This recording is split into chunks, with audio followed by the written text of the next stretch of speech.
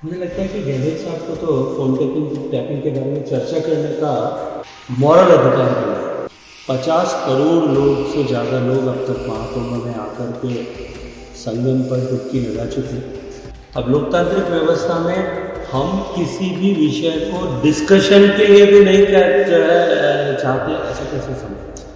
क्योंकि ये कांग्रेस का चरित्र है, किसी भी विषय पर इस तरह की प्रतिक्रिया करना और बाद में उससे भाग जाना। क्योंकि जिन्होंने पाप किया था फिर अपने पाप से मुंह छुपाने के लिए वो अंधेरी रातों में जाकर के जाल लगा के आते थे, मुंह छुपा करके जाकर के लगा के आते थे, क्योंकि जीवन का खतरा तो था।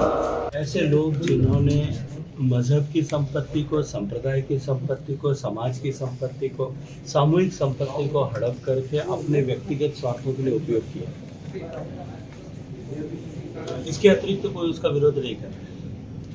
विरोध करके वो समाज में जो सामाजिक ताना बाना है उसको डिस्टर्ब करने की कोशिश करने वाले लोग उसका विरोध कर रहे हैं। जॉइंट पार्लियामेंट्री कमेटी ने पूरे व्यापक अध्ययन के बाद, और जॉइंट पार्लियामेंट्री कमेटी किसी एक पार्टी की नहीं होती, वो संसद का मिनी कंपोजिशन है। उन्होंने पूरे डिस्कशन के बाद में उसको अपनी रिपोर्ट बनाई है, रिपोर्ट टेबल हुई है। लोकसभा में जब पास होने का विषय आएगा उस पर विचार विमर्श होगा, उस समय सबके पास में अपनी अपनी बात कहने का अधिकार होगा।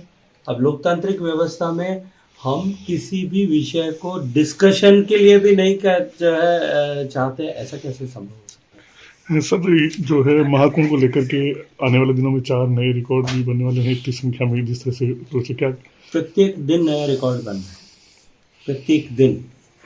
और महाकुंभ में जिस तरह से अब तक लोगों की आवक हुई है, 50 करोड़ लोग से ज़्यादा लोग अब तक महाकुंभ में आकर के संगम पर डुबकी लगा चुके हैं, ये अपने आप में एक विषय का कीर्तिमान है।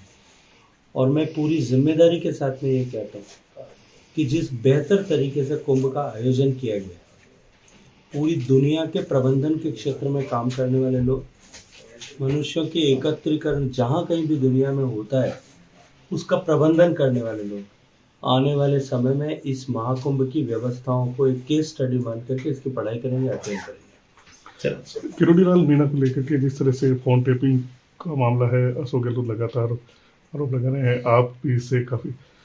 मुझे लगता है कि गहलोत साहब को तो फोन टैपिंग के बारे में चर्चा करने का मॉरल अधिकार भी नहीं है। उनके ज़माने में जिस तरह से फ़ोन टैपिंग हुई, और वो ये केवल मैं कहता है आरोप प्रत्यारोप होते वहाँ तक ठीक नहीं था।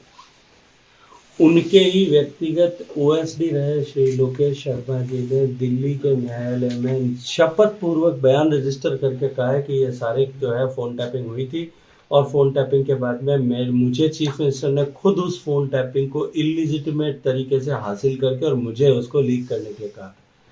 जिन लोगों ने इस तरह के पाप किए हैं वो अब दूसरों की तरफ जो है दृष्टि उठा कर देखें, मुझे लगता है उनको कोई अधिकार नहीं। महाकुंभ में जिस तरह से खड़गे जी ने कहा था कि गरीबी दूर, लेकिन कई कांग्रेसियों ने भी वहाँ डुबकी लगाई है। लेकिन ये कांग्रेस का चरित्र है, किसी भी विषय पर इस तरह की प्रतिक्रिया करना और बाद में उससे भाग जाना। मैंने तो कल भी कहा था कि मैं आपको स्मरण कराता हूँ,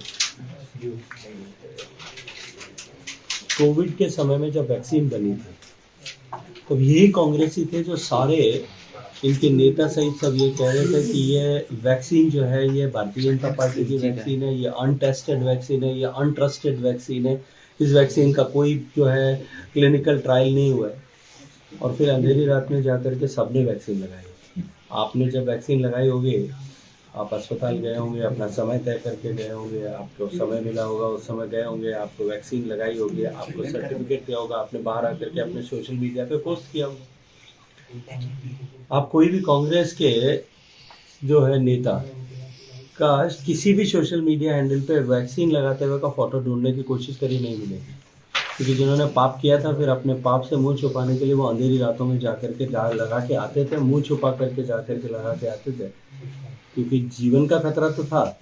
लेकिन क्योंकि राजनीति के महत्वाकांक्षाओं की पूर्ति के लिए उन्होंने इस तरह के जो बयान दिए थे, गैर जिम्मेदाराना बयान दिए थे, बाद में उससे भागते हुए नजर आ रहे थे। कुंभ में भी मुझे लगता है लोग कुंभ में अपने आस्था के साथ में अपने पाप का शमन करने के लिए जाते हैं, और कुंभ पे प्रश्न चढ़ने करने वाले लोगों को तो शायद उनके पापों के उस वैतरणी को पार करने का कहीं उनको कोई अवसर भी नहीं मिला। राजस्थान बजट आने वाला है, क्या उम्मीदें हैं सर, किस तरह?